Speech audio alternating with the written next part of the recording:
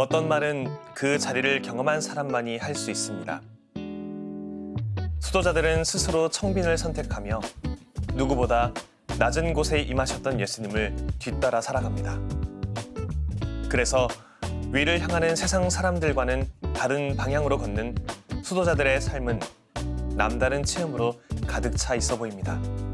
모두가 수도자처럼 살아갈 수는 없을 것입니다. 그렇지만 우리가 갈 수 없는 수도 생활에서 얻게 된 깨달음을 책을 통해 만날 수는 있습니다.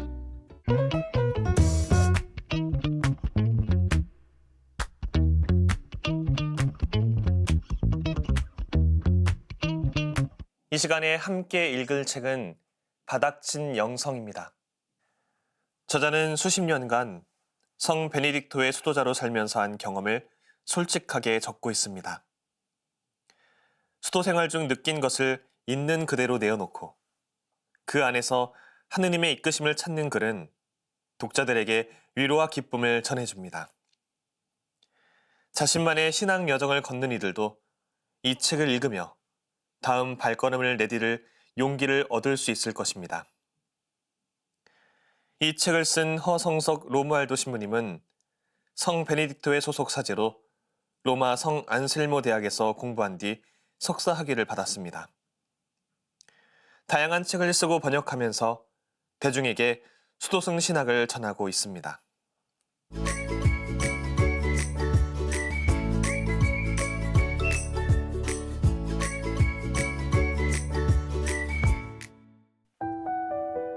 수도 생활은 이 세상의 모든 것을 내려놓는 삶이어야 합니다. 심지어 하느님 뜻 앞에 자기 뜻마저 내려놓는 삶이어야 합니다.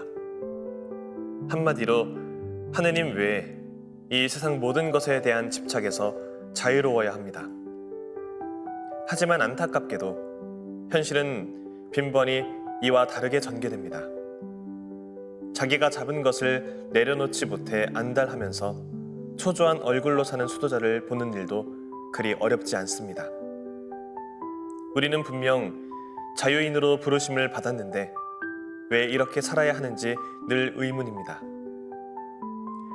우리는 애착과 집착으로 손에 쥔 것을 내려놓기 쉽지 않습니다. 그래서 연습이 필요합니다. 그것이 물건이든 건강이든 일이든 사람이든 자기 뜻이든 집착 없이 자유롭게 내려놓는 연습이 필요합니다. 살아온 날보다 살아갈 날이 훨씬 더 적게 남은 시기에 들어섰다면 더더욱 그렇습니다. 하느님이 우리에게 원하시는 바는 우리의 자유와 기쁨, 평화와 행복입니다. 지금 나를 사로잡고 있는 모든 것을 선뜻 내려놓을 수 있는 사람만이 이것들을 누릴 것입니다. 지상 여정의 끝으로 다가가고 있는 저도 이제 내려놓는 연습을 해야겠습니다.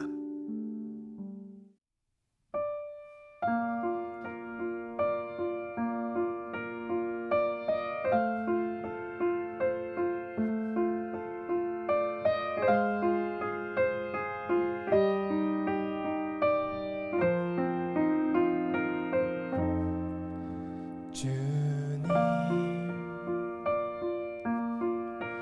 자비를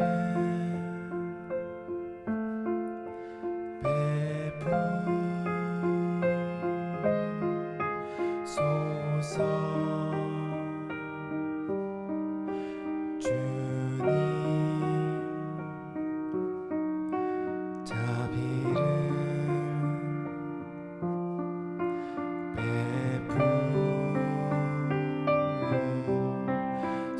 베푸소서. 그리스도님 자비를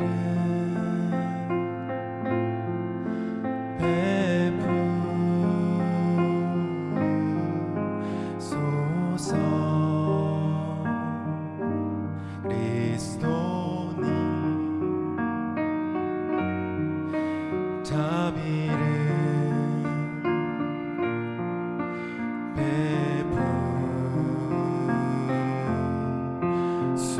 베푸소서.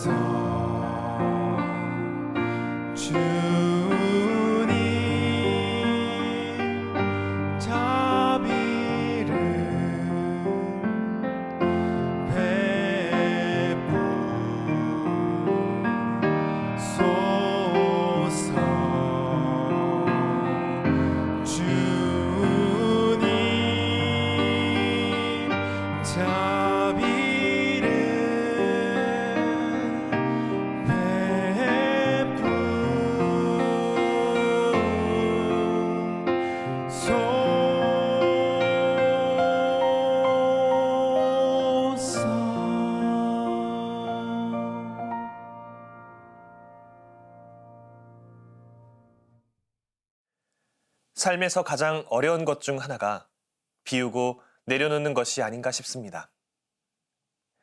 하느님이 우리 삶 안에서 일하실 수 있도록 우리 일상을 계속 비우며 주님의 자리를 내어드려야겠습니다. 지금 이 순간 서 있는 여기가 나의, 우리의 구체적 현실이라면 끊임없이 나아가야 할 지점은 바로 나의, 우리의 이상입니다. 현실과 이상 사이에는 항상 간격이 존재합니다. 이것은 지극히 당연합니다. 이 간격을 좁혀나가는 것이 우리 과제입니다. 현실을 인정하고 수용하는 자세는 중요합니다. 하지만 현실에 안주한다면 참된 변화와 발전은 요원할 것입니다.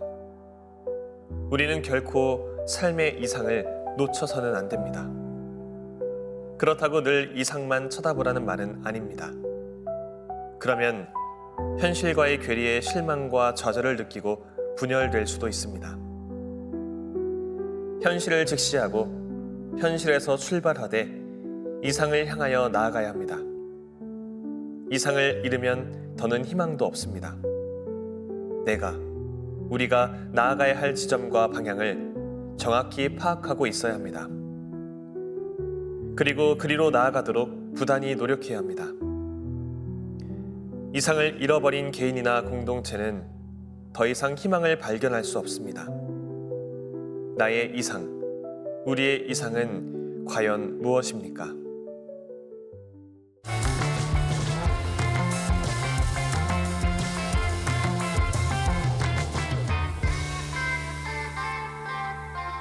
지난 2014년 여름에 있었던 프란치스코 교황님의 한국 방문은 우리 교회뿐만 아니라 사회 전반에 커다란 이정표가 되어주었습니다.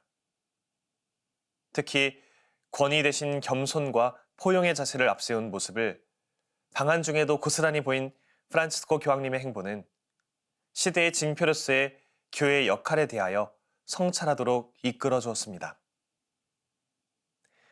그러나 교황님의 한국 방문은 교회와 우리 사회의 일부 어두운 면을 드러내기도 했습니다. 교황님의 방한 기간 동안 교황님의 행보를 대대적으로 보도한 언론들은 교황 특수라는 표현을 사용하며 교황님의 한국 방문을 경제적인 맥락에 가두기도 했습니다. 교황 관련 서적으로 가득했던 대형 서점에는 특수를 노린 듯 급히 출간된 것처럼 보이는 교황 관련 서적들이 일부 눈에 띄었습니다. 방한 이후에는 교세 확장이나 교회의 이미지 제고와 같은 차원으로 교황 방한의 의미를 좁은 시선으로 바라보는 분석도 있었습니다. 이같이 교황님의 한국 방문을 세속적인 관점으로만 바라보았던 일부 시선들을 부끄럽게 만드는 글이 있었습니다. 한현수 시인의 여백의 몫이라는 제목의 시입니다. 프란치스코 교황의 방한 첫날, 가능한 큰 글씨의 친필 서명을 받기 위해 주교단은 큰 종이를 교황에게 내밀었다. 교황은 돋보기로 봐야 할 정도의 작은 글씨로 프란치스코라고 썼다. 모두가 함께 웃었다. 주교들은 깨알 같은 이름 때문에 웃었고 교황은 여백이 커서 웃었다. 저자인 허성석 신부님의 성찰이 깊게 배인 책 바닥을 친 영성에서 특별히 여백과 무의의 지혜라는 제목의 글을 읽으며 여백의 몫이라는 제목의 시를 통해 드러난 프란치스코 교황님의 영성을 되새겨볼 수 있었습니다. 이와 관련하여 저자는 다음과 같이 말합니다. 교회와 수도회의 무분별한 양적 팽창은 상대적으로 질적 저하를 낳는다는 것이 역사가 우리에게 주는 교훈입니다. 그래서 신자수, 사제수, 수도자 수는 늘었더라도 짝퉁이 아닌 참된 그리스도인은, 참된 목자, 참된 수도자를 보기가 그리 쉽지 않은 게 현실인 듯합니다. 이 점에 유념하지 않는다면 교회도 수도회도 방향을 잘못 잡고 자칫 시대의 요청도 잘못 읽을 수 있습니다. 저자는 이렇게 이야기하며 여백의 미덕을 받아들이지 못하고 무의의 가치를 깨닫지 못하는 오늘날 교회의 현실을 꼬집습니다. 이 같은 저자의 주장과 더불어 이탈리아의 유명한 일간지인 라 레푸블리카에서 과거 프란치스코 교황님과 인터뷰한 내용을 대담집 형식으로 낸 책인 교황의 편지라는 도서의 한 대목도 떠오릅니다. 이탈리아의 유력한 언론인이자 무신론자인 이 언론사의 대표가 교황님을 향해 세계 인구 중에서 신을 믿지 않거나 신의 존재에 관심이 없는 사람들이 대부분이며 종교를 가진 사람들 중에서도 가장 많은 비율을 차지하는 종교는 가톨릭이 아닌 이슬람인데 이를 교황으로서 어떻게 바라보느냐라는 날선 질문을 던집니다.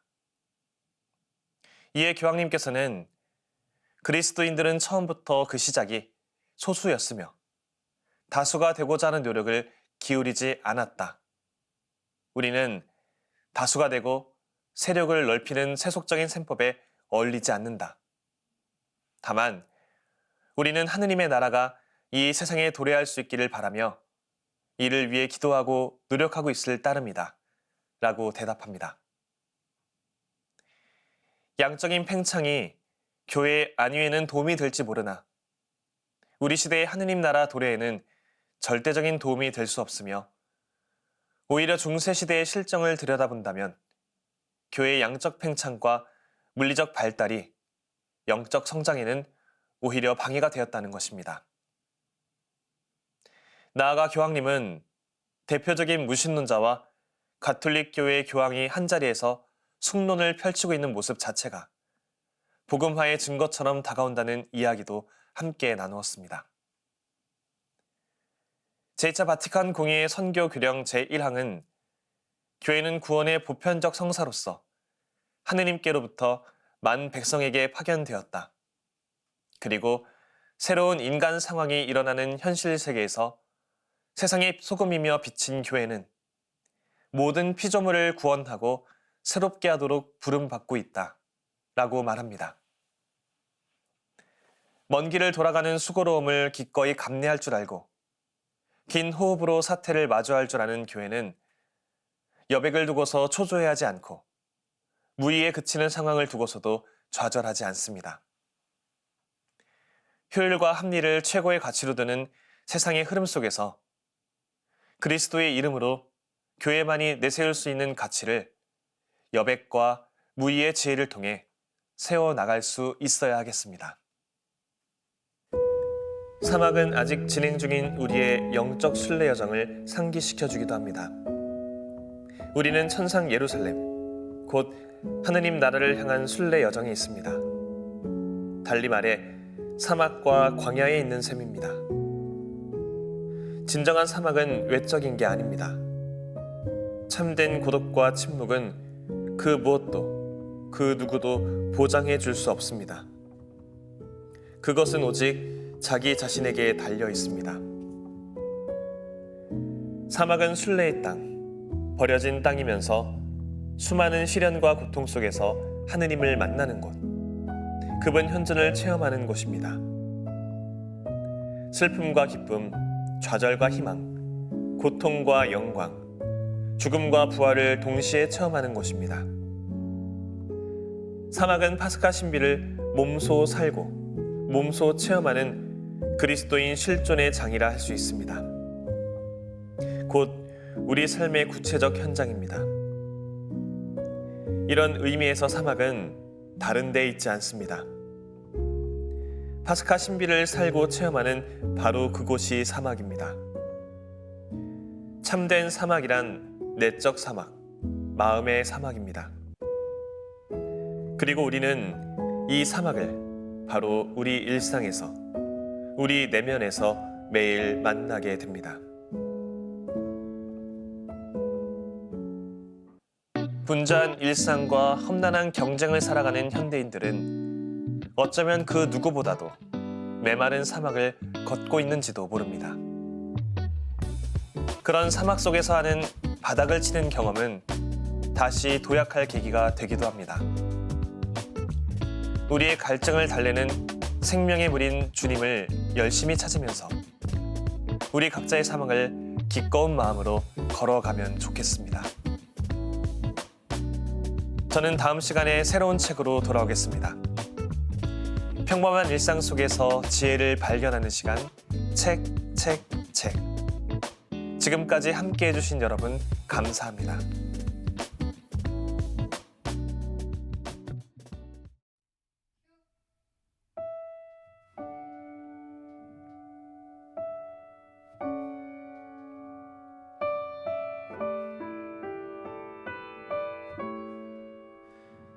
깨어 기도하여라 간절한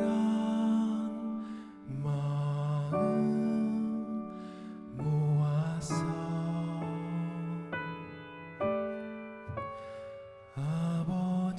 아버지의 뜻 그대로 우리에게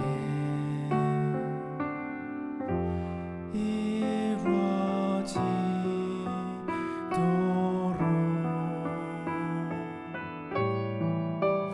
깨어 기도하여라